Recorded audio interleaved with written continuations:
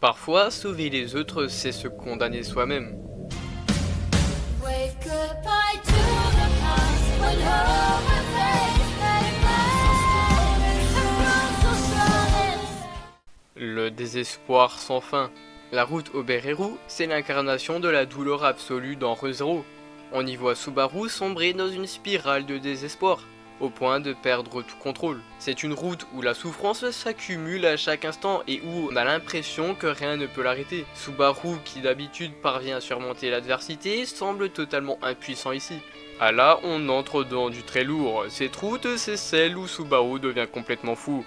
Et franchement, c'est bien mérité. Le mec meurt et revient à la vie tellement de fois qu'il en perd la raison. On est loin du héros traditionnel. Il n'a plus de lumière au bout du tunnel et Subaru le comprend trop bien. Ici, il arrête juste de se battre correctement, il perd son humanité pour devenir autre chose. La folie de Subaru. Mais justement, c'est ça qui est tragique. Subaru ne veut pas sombrer dans cette folie. Mais il n'a pas le choix, il se noie dans le désespoir, d'où le nom de la route Obereru, qui signifie se noyer. Chaque mort, chaque perte le rapproche un peu plus du point de non-retour. Il ne veut pas laisser tomber et à force d'essayer, il se détruit intérieurement. Peut-être qu'il ne voulait pas, mais le résultat est le même.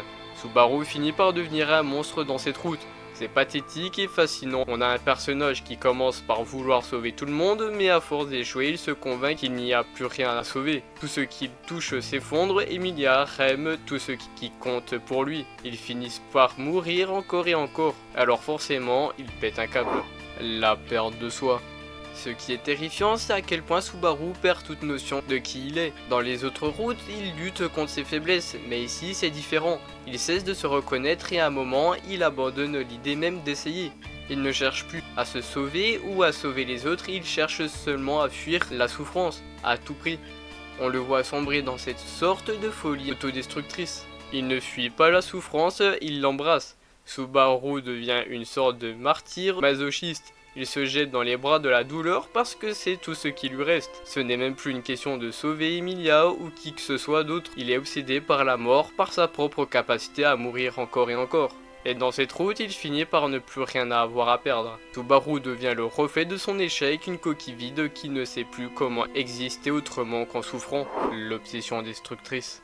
C'est une route où Subaru devient presque méconnaissable. On parle souvent du fait qu'il est un héros tragique, mais dans Obereru, il dépasse cette dimension. Il ne fait plus que subir les conséquences de ses choix. Il les provoque, il est tellement obsédé par l'idée de tout réparer qu'il s'enfonce encore plus dans le chaos. Il pense que tant qu'il continue, il trouvera une solution, mais cette obstination le tue. C'est là que Subaru montre son pire visage. Il refuse de lâcher prise même quand tout lui échappe.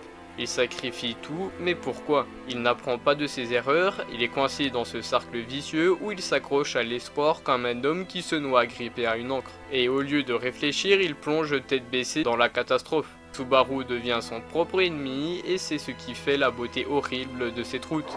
L'ombre d'un héros. Ce qu'on voit ici, c'est un Subaru totalement brisé. Ce n'est plus celui qui cherche à protéger ce qu'il aime, c'est quelqu'un qui s'accroche à un fantasme qui croit pouvoir réparer l'irréparable.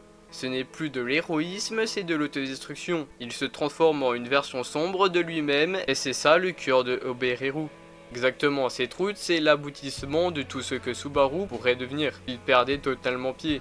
Et franchement c'est fascinant, tu regardes ce mec sombrer et tu te dis que c'est ce qui pourrait arriver à n'importe quel héros qui en demande trop à lui-même. Subaru devient ce qu'il redoute le plus, quelqu'un qui n'a plus rien à perdre et qui n'a plus aucun contrôle. Il veut tout sauver et au final il ne sauve personne, même pas lui-même. Une fin amère.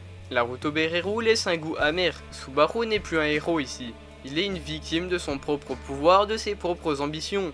Et c'est ce qui fait si mal. Il voulait tellement bien faire et au final il est devenu tout ce qu'il détestait. Impuissant, perdu et surtout seul. Cette route montre les limites de l'héroïsme et jusqu'où le désespoir peut nous mener. Ouais, et c'est ce qui rend cette route tellement percutante. Ce n'est pas juste une histoire où Subaru échoue, c'est l'histoire où il cesse d'essayer, où il accepte sa propre chute. Il devient un être rongé par la souffrance et le pire c'est qu'il finit par s'y complaire. Dans Obereru, le héros n'est plus un héros. C'est juste un mec qui a tout perdu et qui ne sait plus comment s'en sortir. Ça fait mal mais c'est aussi la réalité. Dans cette route, Subaru ne cherche plus à se battre. Il apprend à vivre avec l'idée qu'il est déjà mort à l'intérieur.